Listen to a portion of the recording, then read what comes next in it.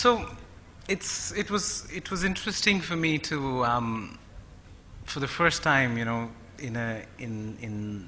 a long time, livelihoods didn't automatically mean self-employment. That's something I've thought about pretty hard. I mean, 50% of India is self-employed already. We have too much self-employment, and I may represent a particular point of view, which is around employability and employment as a solution, as supply, high-quality supply creating its own demand in the world of employment. A lot of people believe there's a birth defect in the Indian labor market, so employment is really not a solution which we should be navigating towards, and we obviously disagree with that. What I will agree is that, our GDP is probably going to get to $1 trillion. It'll double in the next 10 years. So why doesn't it feel right? It doesn't feel right, obviously, because growth is a necessary but not sufficient condition for poverty reduction. Poverty reduction comes from access. And the access today is being created by India's labor market going through 5 transitions. There's a farm to non-farm transition, there's a rural to urban transition, unorganized to organized, subsistence self-employment to decent wage employment, and school to work. Most of these 5 transitions in my head, and some of you may disagree, represent journeys to a better life for most Indians, but they're not working. And I think the context is important. We're a people supply chain company running out of inventory. So I had a client of mine screaming at me as recent as almost a year ago, in telecom client saying, we have 500 open positions in sales, why are you not filling them in? And I said, well, your hiring standards are too high. We're doing it for all your competitors. So he said, okay, I'll call you at lunchtime. And he called me at lunch and said, I need a pair of hands, I don't care if a brain comes attached.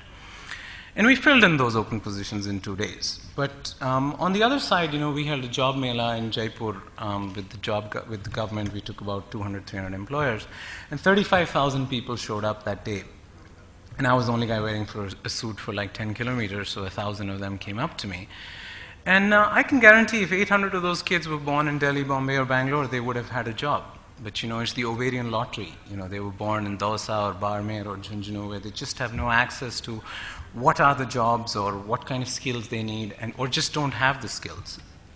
And so we spend a lot of time on the whole skilling issue as our binding constraint. And there is a market failure in skill development, because employers are not willing to pay for training or candidates, they're willing to pay for trained candidates. Candidates are not willing to pay for training, they're willing to pay for a job. Financiers are not willing to lend to candidates unless a job is guaranteed.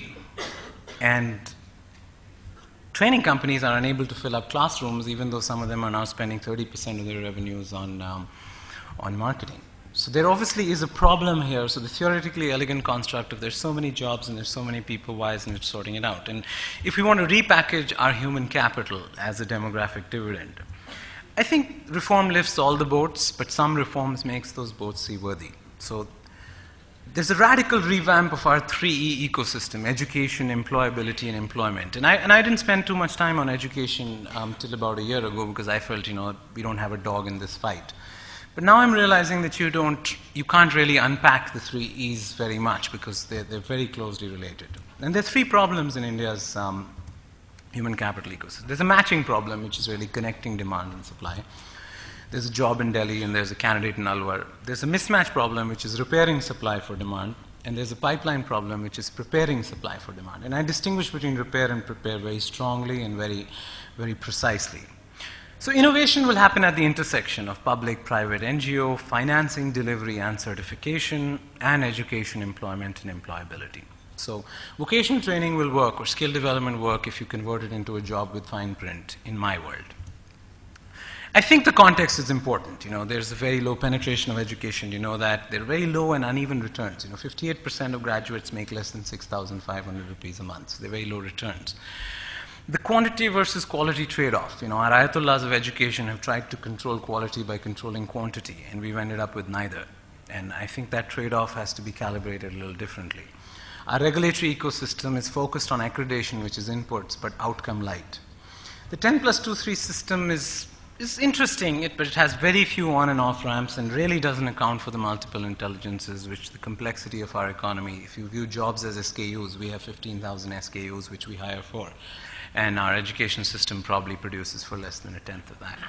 They're not really work ready when they come out. In a Jodhpur job mail, I remember a candidate kept shoving his BA in English certificate in my face, and I kept talking to him in English, but he would answer me in Hindi. And I said, look, English is a vocational skill, just answer me in English. And he said, मैंने अपना BA English Hindi में किया है. You know, and he could write. I made him sit down and write, but he just was not confident to converse with me in English. And I think the delivery systems, the way it's architected right now, are sabotaging the whole employability rather than just learning for earning versus learning for living. I'll come to that later. In employability, it's clear. We don't link our financing to outcomes. We pay for input rather than jobs.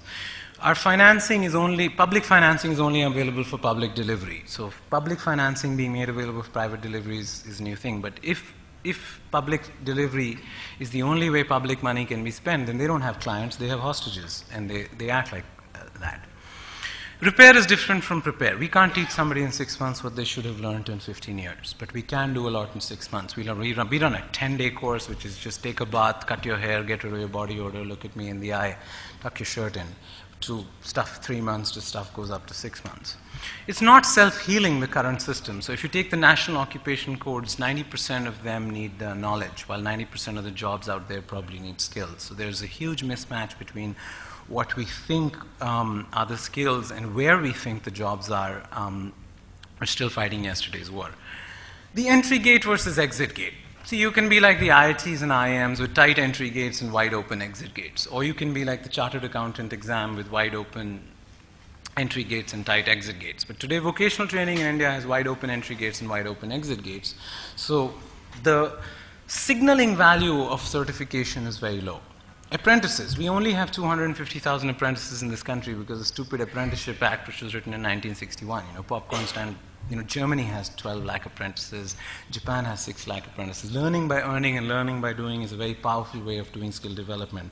And the speed limit for on-the-job training expansion is much higher than the speed limit for classroom expansion. But we haven't taken advantage of that.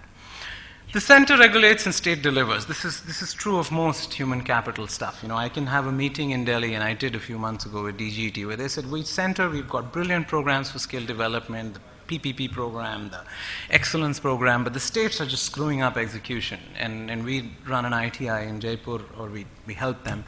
And I go to them the same day, and he says, what are you talking about? We are still teaching automobile engineering with a carburetor. No Indian car is made with a carburetor. An electrician still has to be certified on a 220-volt DC fan. India hasn't had DC for 40 years. So I think a little bit of a policy orphan fault. The person developing the strategy or controlling the money is different from the person executing. And there's a clear market failure, as I mentioned.